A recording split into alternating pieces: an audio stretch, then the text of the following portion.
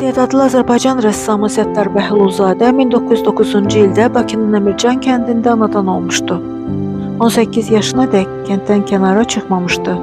Rəssam olmağa qərar verən Səttar Bəhlulzadə Bakıdakı rəssamlıq texnikumuna daxil olur.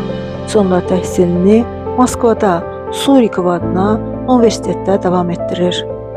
Diplom işi üçün özünə yaxın olan mövzu seçir.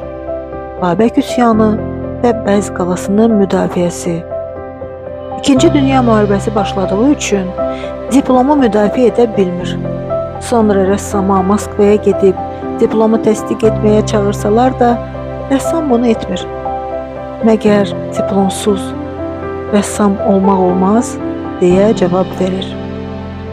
Doğma xalqın həyatı, vətən torpağı, əsl ilham mənbəyi budur.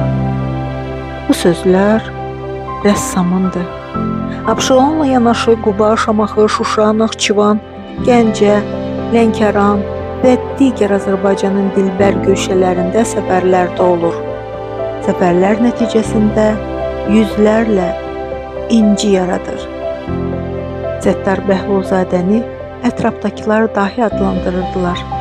Onun əsərləri onlarla muzeyin daimi eksponatlarıdır. Tablolarını muzeylər üçün rəsmi qaydada pul ödəyib alıblar. Səttar Bəhlulzadə sevdiyi insanlara təmənnasız olaraq yüzlərlə tablolarını bağışlayıb. Tahir Salahovun mənzili olmadığını bilən rəssam Bakıda rəssamlar üçün yeni tikilmiş binadakı 2 otaqlı mənzilini Azərbaycan rəssamına verir. İmkanı olsa da heç vaxt şəxsi avtomobil almır.